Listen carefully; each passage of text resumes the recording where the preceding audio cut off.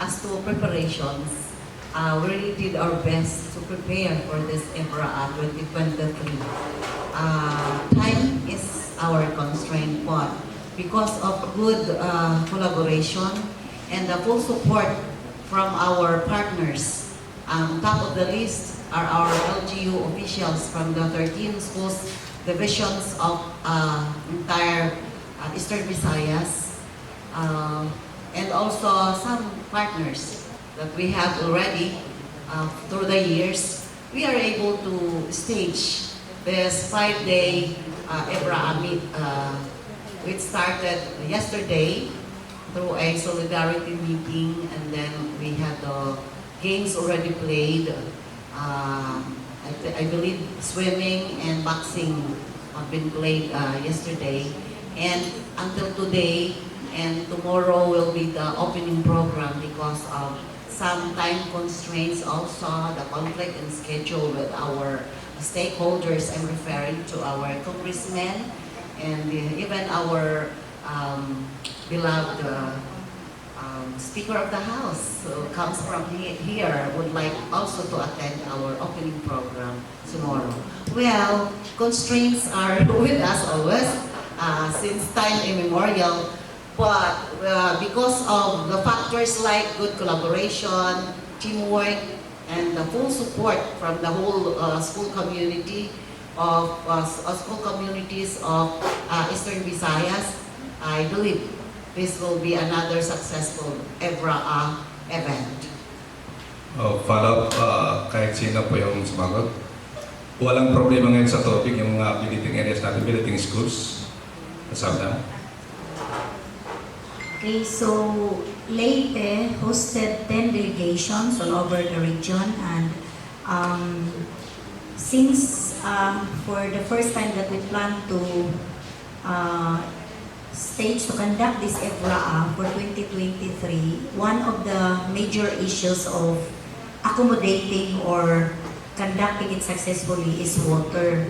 But since we collaborated with the Prime Water and we collaborated with the Bureau of Fire, they are now supplying the water needs of all our billeting schools. So in fact, we went around during the time that our delegations came to the billeting schools, and of course there are few on the first time that they had complaints about water, but now it's being resolved, and we just told them that the water being supplied by BFP, so they will just utilize it for yung sa CR siguro, but it is not, they all know that it's not safe for drinking, so it's Prime Water who are supplying them for us for their drinking water.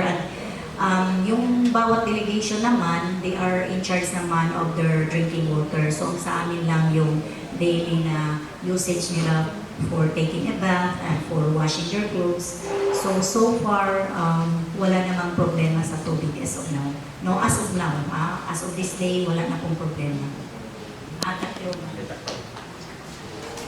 For Tacloban City Division hosting, I could say that preparations were made so that problem on water is not felt in the two and the three billeting quarters.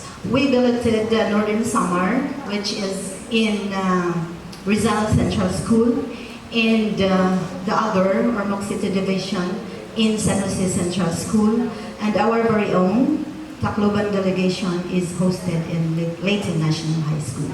So far, so good. Thank you. Thank you po. What do you call this one? Security measures. Gaano ba ka-preparado yung ating mga billeting schools, quarters? Gaano ba ninyo inaalagaan? Kasi in terms of food, kasi napaka-importante na talaga yung kakain ng ating mga athletes ay talagang hindi hindi contaminated. Kasi unlike with the previous Evraa meet na talagang mayroong problema sa mga bata na sumakit yung tiyan kasi nga reklamo sa pagkain. Thank you for that question. Those are relevant questions so far. Before we hold this Evraa meet, we conducted series of sports board meetings to ensure that these things are being looked into, like the security, the safety of our athletes and the rest of the delegates. We invited several stakeholders like the PNP, local DOH for help on other concerns. For food security, we our health and nutrition sections in all the 13 schools divisions with our regional office are looking into this matter so that food poisoning will not happen here by God's grace. And we have instructed our athletes not to just eat anywhere, not to just buy any food available when they reported to the different playing venues and in the nearby stalls near their billeting quarters. These things have been put into considerations in a way that all those who are involved in this Evraa meet will know or would know beforehand their respective roles and responsibilities, and that we involve everybody in the community, including our media partners, you. That's why we have set up this press conference, because we do not like that untoward events will happen within the duration, the 5-day duration of our Evraa 2023 meet. So we enlist you all. We need your support, and number one in our list is the security, and we are experiencing the intense heat of the summer sun as of the moment. That's why part of the contingency measures, and it's being spelled out in the recent DepEd memo issued and released by DepEd Central Office, that we have to do the games early in the morning, not later than 10 a.m. and resume in the afternoon at 3 p.m., 3 o'clock, or even 4 p.m. and then late in the evening, so that we could really complete all the games, the sporting events that are scheduled for Evraa Meet 2023. So security, safety, and everything has been taken into consideration beforehand. Thank you.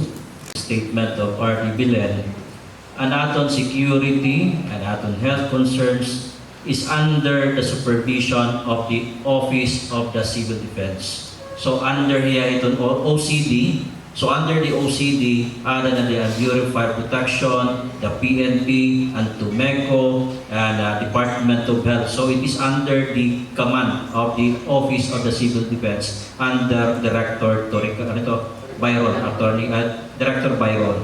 So itaton commanding officer yan na hininga mga teams, Lieutenant Colonel Astakaan, the Chief of Police of the City Police Officer of Eastern Samar or Borongan City.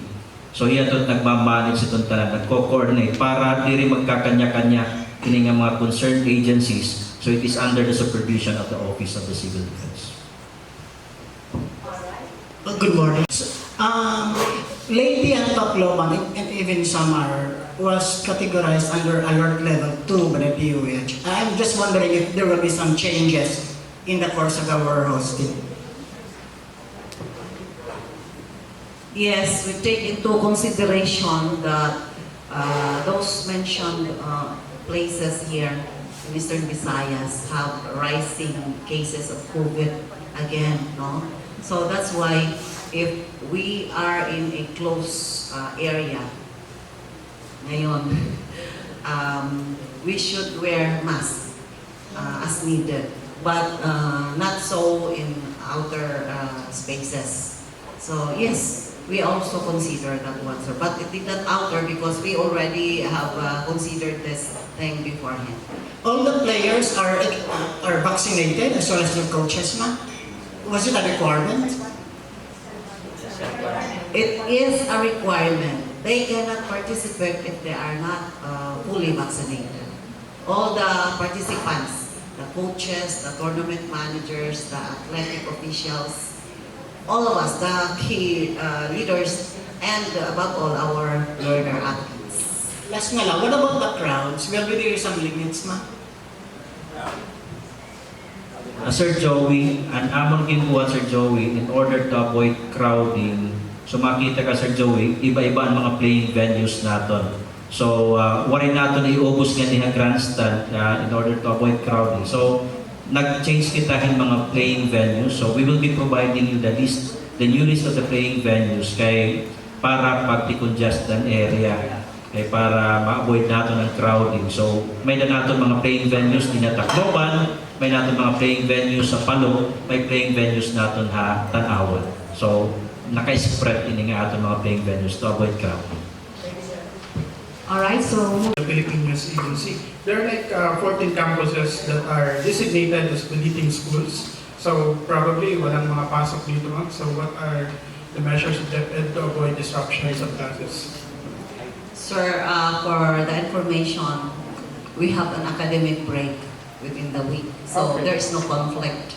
And even if there are, shall we say, conflict in schedule, we usually resort to modular learning.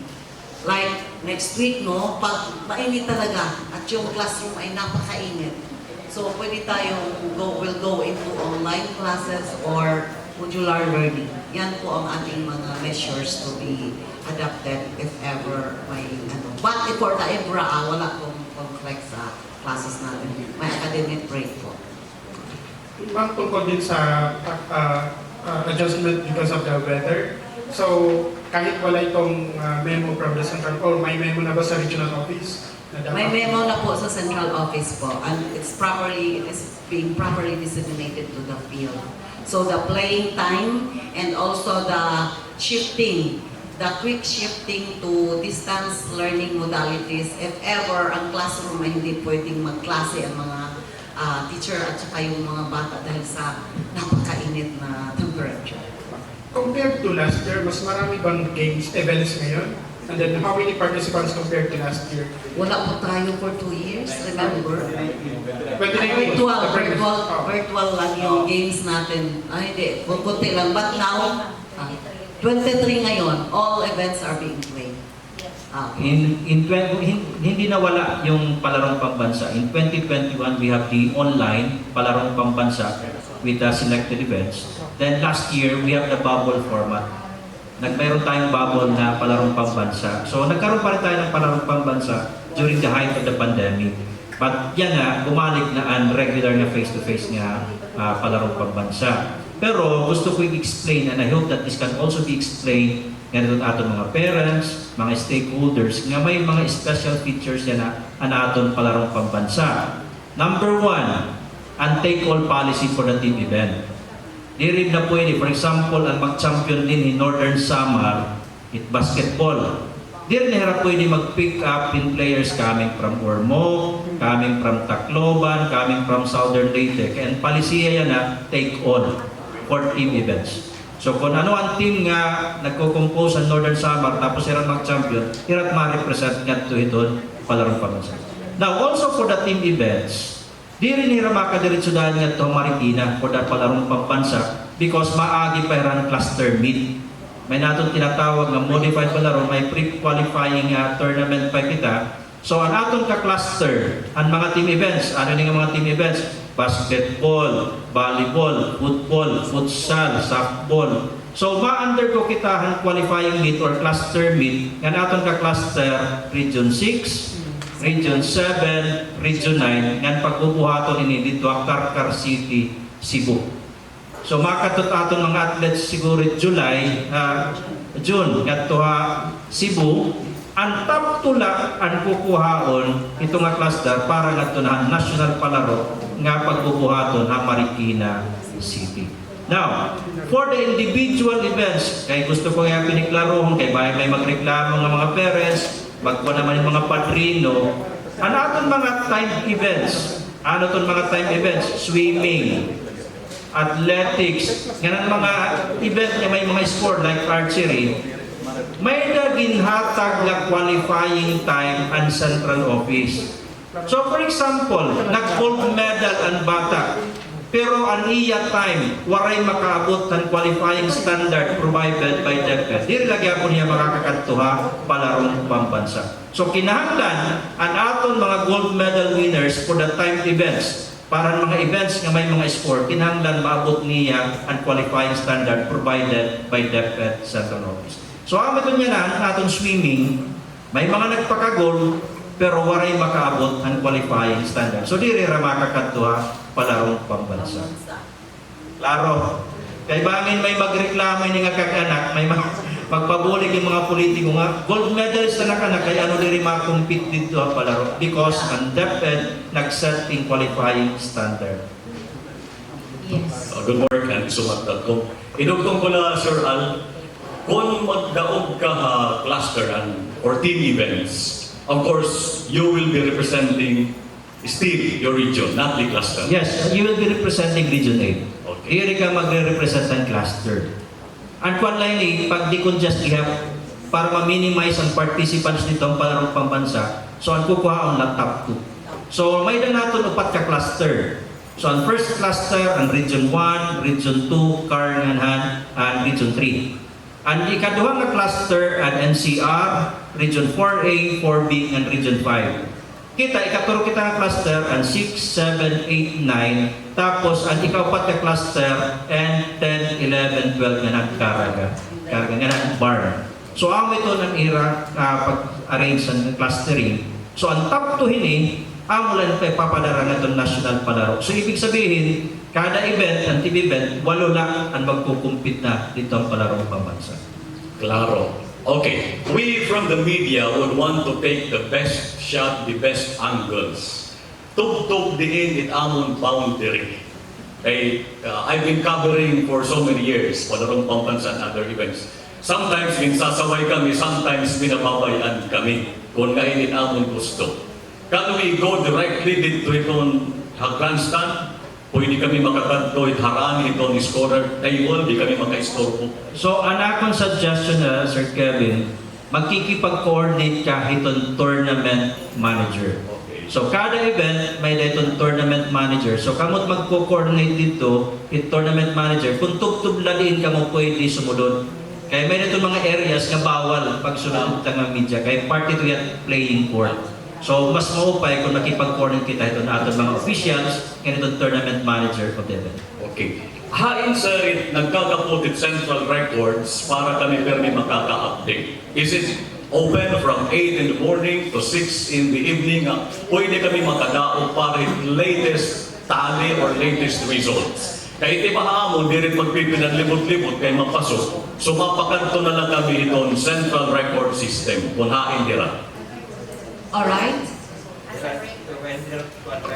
Everyone's question to our Regional Director, Dr. Evelyn R. Fitalber, and our Assistant Regional Director, Dr. Renega Alcafer, and our two superintendents, Dr. Magan and Dr. Lopez. For the games results and documentation is in City Central School, ICT room, in City Central School, sir. So, if you want to get the latest results, then our chairperson is Dr. Alejandrito Iman. Dr. Alejandro Iman, and co-chaired by Dr. Alejandra Lagumbay. So, with that moment, see you later on, you can get the result. We will wait also the submission of results from our tournament managers, because the tournament managers will give the official results to the HRs. Thank you. Thank you, Sir Har. Good morning to our guests. Ano pa ba importante ito ni Evraa. Yan ang mga panahon with the high technology, the gadgets, available gadgets for the students. So, mas damo siguro ito na hihilig ang mga gadgets kaya mga sports. So, ginaano natin pag-convince ito ng kabataan na mas tagan yung iwag itong sports. Thank you, ma'am, for that insight. Yesterday, we were at the swimming pool. Ang mga kabataan natin, not only the athletes who are competing sa swimming pool, but also those seated on the grandstand, they cheered for their teammates nila. Ibig sabihin na ang mga bata basta sports, ay talagang gustong-gusto nila ang sports. Kahit tayo mga matanda tayo, di ba, gusto natin ng sports. Pag magkaroon ng boxing ang ating people's champ, ako, titigil ang mundo. Not only in the Philippines, but the whole world. Ibig sabihin, for Filipinos, our talaga, normal sa atin na we love sports. Now, kailangan natin i-promote ang sports para mga kabataan natin ay lured away from the gadgets dahil may mga disadvantages at nakakamatay talaga yung gadget na whole day ang mga bata natin ay hawak-hawak lang nila at laro-laro sila ng mga gadgets. One of the young learner there in Caraga, because I went home over the weekend, a niece of the barangay captain in one of the barangays there in Sison municipality died because of too much exposure to gadget. Kaya kailangan natin ang mga bata ay we have to showcase, not only to lure them back to love sports, but we have to showcase their talents in sports and their interests.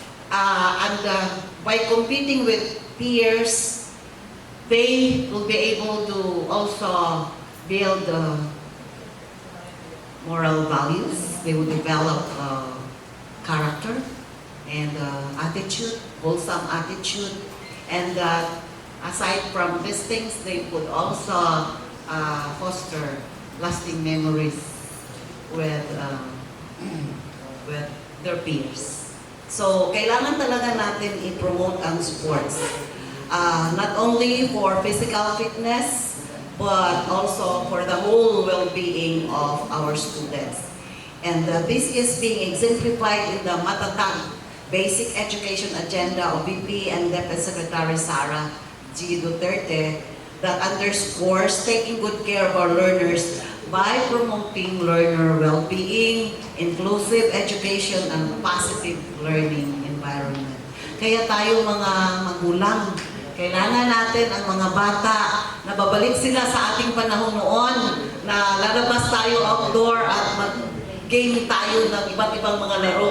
Laro ng lahi, kaya kasama sa ating mga events natin, tayo, yung laro ng lahi.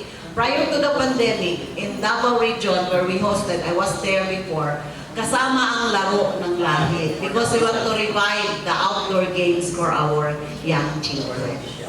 Just a quick response, siguro answer. May da kanina nagkakagawas ng mga reklamo social media.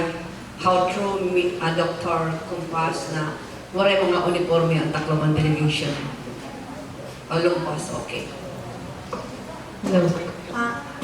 Actually, ma'am, uniform is already distributed, ongoing. As of now, ongoing distribution of our uniform. So, dili kulang. Dili kulang. Ongoing distribution, that's the correct term. Sige. Thank you, ma'am. Good morning. My name is Fred. One is related to the Evraa, and the other one is not related to Evraa. but related to your work in your office. Okay, my first question is, what are the rewards waiting for our winners under this Evraa activity, and how soon could they get that rewards? Alright, so we will be channeling to the school's division superintendent. Later division. Rewards, incentive, whatever. First and foremost, the first reward that our athletes can get is for winning medals. And and this is case-to-case basis. It depends on the LGU. Because the amount that we spend for the staging of sports greatly depends on the LGU using our SEF. So, may mga LGUs tayo na malalaki yung ibinibigay nila ng mga incentives. And yeah, it depends on how the SDSS will lobby for the monetary incentives, because we know that it can motivate more our athletes. No, for Tacloban, kasi I was the one preparing it for Tacloban before, we allocated incentives for our athletes.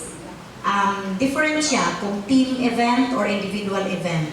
And mayroon kami inallocate, pero for Leyte, as of now, since we only have 4.1 million, it is only for the food and the uniform of our delegates. So, I talked already with Ma'am Ani, the in charge of the ICF of Leyte, mga last week, that hopefully she can discuss it also to our good governor, because it's different. It's a different expenditure, no, from the Evraa expenditure. So it's more on the incentives of our athletes. I don't know si Sir Fermo, because Sir Fermo was once late superintendent for many years, kung may inallocate din ba na monetary incentive for Leyte athletes. Previously, kay baga durda ko ang budget nga nahatag, kaya na please try to understand ngayon mga local government units are doing some belt tightening. Kaya naibanan man gud nira budget niya na by around 14%. Anira mga IRA, tapos siguro ang effect ng pandemic, naibanan gihapon nira collection. Itong affected gihapon ang ating special education fund. But previously, may naman nahatag ang mga incentives. Pero as I've said, depende ito. Sa rin pa ni Maris, it depends on the availability of funds. Depende han funding nga gipro-provide na school board. So kung may sobrang pondo, ito din naging kukuhaan para incentive ang mga athletes. And magdagdag lang ako ha. Leyte, being the host, we have plenty of things to be prepared, just like the grandstand.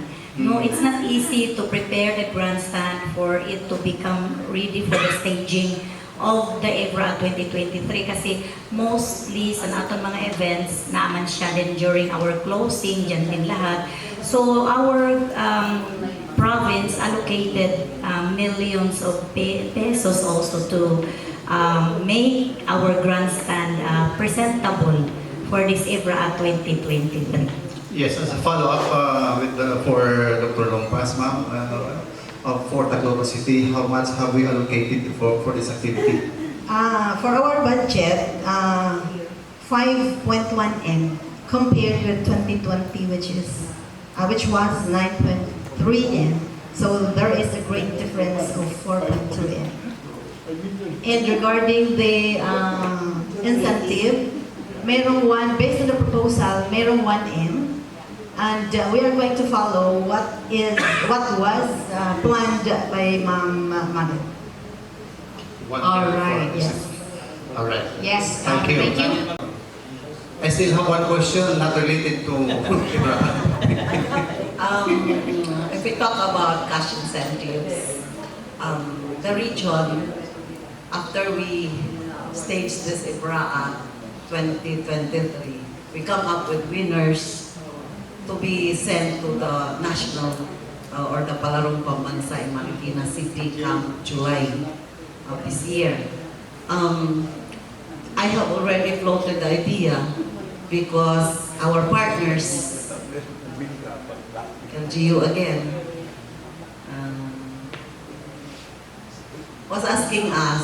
were asking us, ano pa ang kanilang itulong? And then I told the idea, well, ang amin talaga after this meet is our participation to the Palarong Pambansa. And I believe positive on ano nila that part of it will be the allowances and the incentives of our national qualifiers. Pero ano pa yan? Ano pa yan ngayon? Hindi pa talaga 100% commitment. But we will strive hard na magkaroon din tayo ng motivating points or factors for our athletes to really be at their best when they go to Marikina City. Yes, Director. Thank you. Evraa, what's the latest on the proposed abolition of the K-12 program?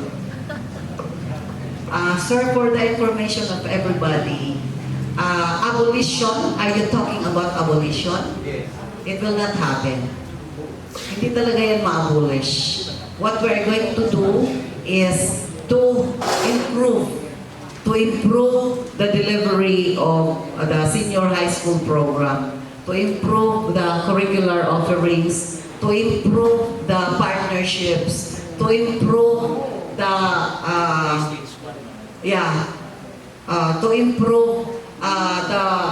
to improve the strategies in a way that we could arrive at employability after and then so how do we arrive at that? There should be matching between the curriculum, the training in school with the needs of the industries, local or national industries or even international. We could not abolish because we have seen the gains, and if we are to be at par with global education, K-12 is needed by the Philippine education.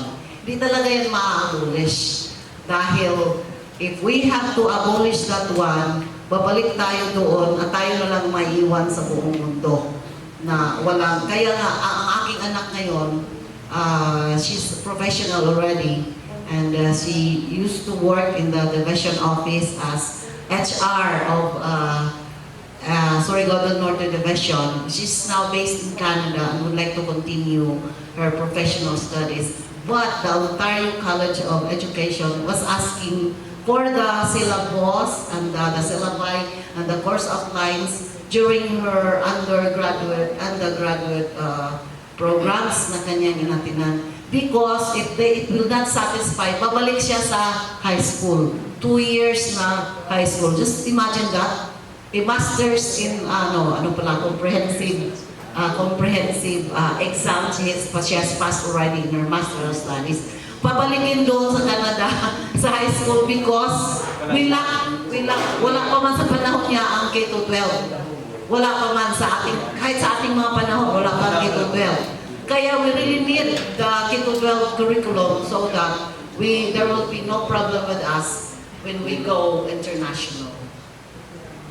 Thank you. Okay, i-improve lang natin. Skills matching, and the quality of education. Yan ang tutukan natin so that our college, when we produce senior high school graduates, and if they want to go to college, they are already equipped with the skills that we need for them to become successful. Karen, successful in their college education. Alright. The division, city division. Ma'am, kanina nagkakangka mo nga indirect insentibahan mga atleta. So grado ito ma'am na dito magawa sa nga isyo kung hinahay yung nag-host na yan Tacloban. So ang imo ma'am, the division is 5 million. I mean, 4 million. Ang imo lahat ma'am, 5 million. Pero ang City Tacloban maginhata kami Minor Alfred. The total budget given to us is 5.1 in. That's for food, uniform, and mga supplies. Okay. So, ano Part pa- of it is 1M for, based on the proposal, for the incentive. Ma'am, an incentive ma'am, on this spot, mahatag na yung awarding that closing. Dire. Sana pa ma'am? May ma-up to 2025 ma'am, para the election of the local. Dire, sir, sure. Kay mara kami gobyerno mga usahay na ila sa adharan hamid siya, i-release at 2025. Sige. Just to be clear. Yes, sir. We'll take care of it, sir. Yeah, ma'am. Sige, okay. Especially Leyte Division, the governor of the province of Leyte, very humble. Kumbaga, 4 million din hatag. Sige, ma'am. Yung 4.1, sir, it's for the food and the uniform. And of course, since we publicly did it, mayroon talagang nag-lower, kaya may mga savings tayo, basta public bidding. So yung mga savings natin, kasi hindi nila na-include doon yung transportation, ferrying all our athletes coming from the billeting, going to the different playing venues. So yung mga na-save natin, kinuha natin yung iba, pati yung mga supplies. But for the incentives, wala pa po tayo for Leyte. Maglalabi pa lang po tayo. Kasi hindi yun na-include sa kanilang proposal. So please understand na bago lang kami nalipat sa bawat. Ito ang isa sa mga challenges din namin ng mga SDSS. Kasi yung na-prepare namin before ay hindi namin naipagpatuloy ba, no? So walang continuity, pero it is being taken care of. Kumbaga, ay yung prepare mo noon, ito yung plan mo for the delegation, all of a sudden, na-transfer man kami, hindi mo man alam yung preparation ng kabila. Kaya as much as possible na ma-transfer ako sa Leyte, for the past few days talaga, I tried my best to do the resourcing para mapunan kung ano man yung mga iba pang kakulangan. Pero yun nga, being the host kasi marami din ginagastusan yung province. But I know that our good governor is very supportive of us. Napakarami ng project ang aside from sports, napakaraming gusto ni Governor Ikot na mangyari sa buong probinsya ng Leyte. And it is very visible, of course, through the help of all our personnel in the division. Follow-up question. This is direct to the director. Ito kasi yung Santa Fe, ma'am, ilan lang doon na mga delegation? Sama? Dalawa po. Oo. Santa Fe National High School, yung Biliran. Tapos yung sa Central School, yung Samar. Oh. Ang tanong nila ko naman, bakit napunta sila sa Santa Fe? Dapat doon papunta ng Palo. Drone by lot sila eh. Para, ganyan talaga palagi yung Evraa. Para walang favoritism. Para kung hindi masabi na may favoritism, kami mga SDS ay kumukuha ng mga identified billeting schools kahit saan kami pupunta para walang masabi na, paborito ka, kaya dito ka, hindi. Hello po. I just learned from the social media just yesterday regarding the sentiments of some parents in the city that they are the ones providing for the food of their children and ilang mga athletes. So, no support though from the city. I just don't know on city government or Deped City Division and Iragin Refer. Is this true? Regarding food, question. Yes po. So far, we have already our catering service for the food. Starting, kailan ba yun? The first, last Friday, ma'am. Ongoing until last. So this is not true, definitely. Yeah, we have it already. Okay, thank you po. Alright, so para sa kay Ma'am na makapag-promote tayo, makapag-produce ng mga good athletes, pwede po kayo yung recommendation na institutionalize natin yung mga LGU na para magbigay sila ng pondo kasi meron silang budget dyan para sa SDC. Para hindi lang LGU, Sir, for always, it's the LGU who is funding our sports program. Kasi kung meron mang binigay yung central, very minimal lang po yun. So, napakalaking pera po yung needed for the sports. And worth it naman. Kasi just like yesterday, no, when I went around to the billeting schools being the host, so makikita mo talagang excitement sa mga mata ng mga bata na hindi mo nakikita habang naglalaro sila sa kanilang mga gadget. Iba pa rin po yung in-person activities. Nafe-feel po natin yun. Kasi ma'am, yung mga athlete natin, nag-prepare sila pag may tournament na. Pag malapit na yung tournament, hindi yung may pundo talaga, nababadjisan sila para sa pagkain nila, sa training. Sabihin natin kay Sarah. Sir, yung institutionalized talaga. Yung year-round, meron talagang program tayo na mag-training kahit wala pa ang meal, mag-training ang mga bata. We could work that out siguro. By the way, I would like to inform everyone na nagpadala po ang ating Speaker of the House, ang ating Congressman Martin Romualdez, ng 3 officials of DepEd to benchmark in Tagum City Division sa kanilang sports center. Kasi ang gusto po ni Congressman ay magtayo tayo ng another sports complex in Tolosa. So, ibig nating sabihin, nilagyan lang ng budget, pero ang budget na yun hindi talaga yung totoong budget kung magkaroon ng Evraa, ng division meet. Kaya mababa compared to the previous years. Or wala talaga na budgetan.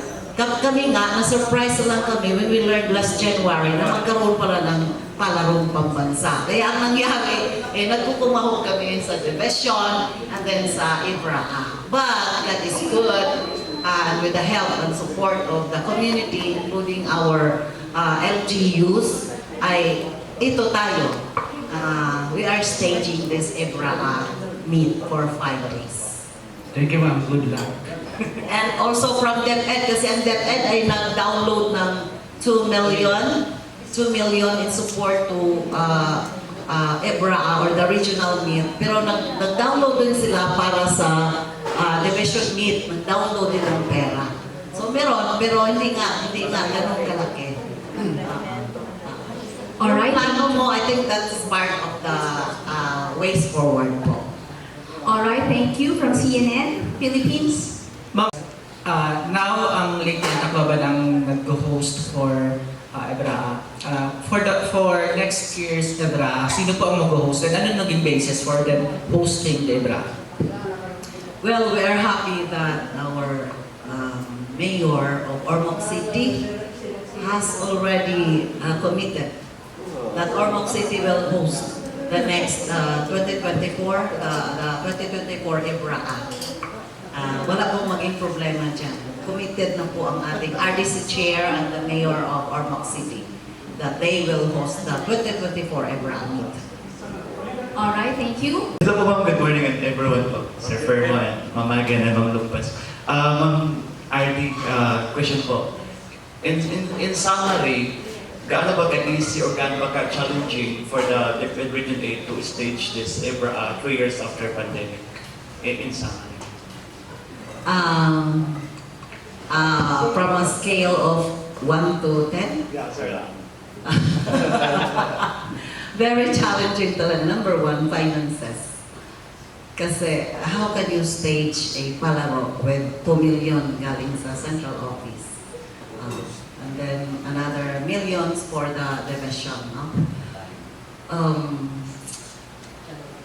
Pero sinasabi nga natin, if our goal is really for the wholesome development of our learners, we can do miracles. And miracles do happen every day. And part of the miracles are the support coming from the community, from our partners. Number 1 on top of the list are our LGU, coming from the barangays, to the municipalities, to the city, to the provincial level, and even to the national level. Ang national level, itatap po natin sila during our participation in Marikina for the Palarong Pambansa. So, sinasabi natin, all for the best and for the welfare of our learners, we can do it. And we can surmount all challenges that come along the way. Thank you. Yung ceremony bukas, yung parade, dyan lang po sa loob ng sports center, hindi na po lalabas. Diyan lang. Magpo-formation lang sila sa Santa Cruz, so i-close yung street na yan. So doon lang mag-assemble yung mga athletes po natin. So hindi na mag-iikot ng buong downtown area ng Tacloban. Kasi mainit masyado.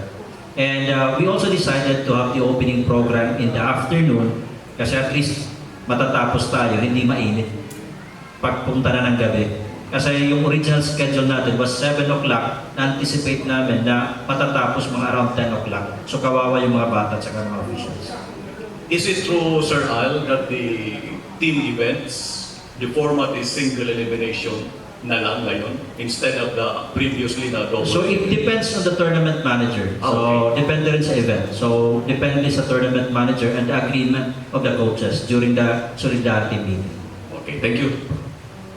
Yes, so Laro kasi Western Visayas is always at the bottom 5, bottom 4 ng mga regions. For this upcoming 2023 palarong pambansa, ano po yung target ng Eastern Visayas? Thank you for asking that, no? So kahit nasa bottom tayo, nag-improvement din because according to records, in 2015, ika-15 tayo out of the 17 regions of the country. In 2019, ika-13 tayo. So we vie for number 1. We always aim for the top post. Pero kasi ang sinasabi, kung mababa daw yung mababa daw yung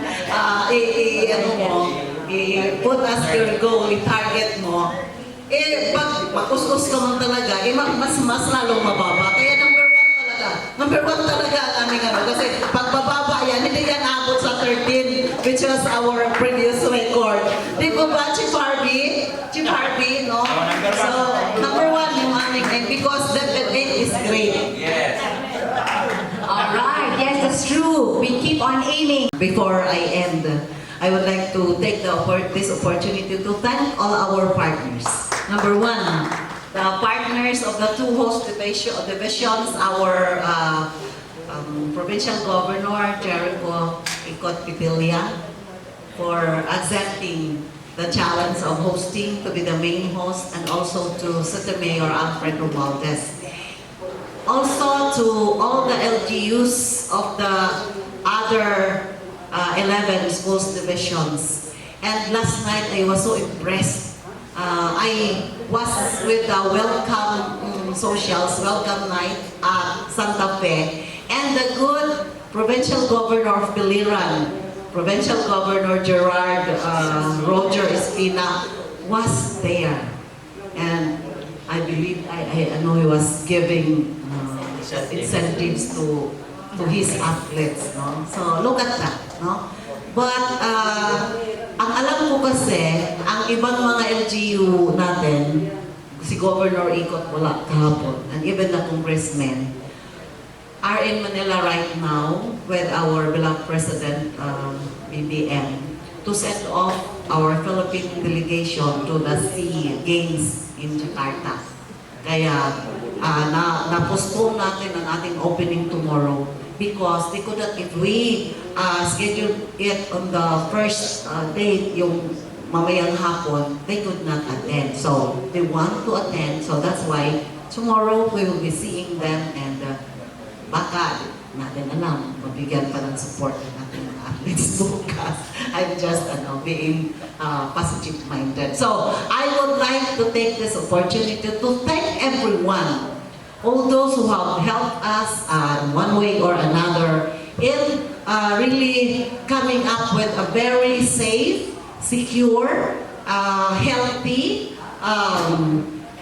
successful, peaceful, happy 2023 Evraa meet. To God will always be the glory. Thank you to Ma'am Hasmin Calzeta who sets this Prescon as always, and for our good team up, no? Maraming salamat sa inyo because without you, parang hindi rin malaman nila kung ano ang pinagagawa ng DepEd Region 8 for our athletic program. Thank you very much. All right.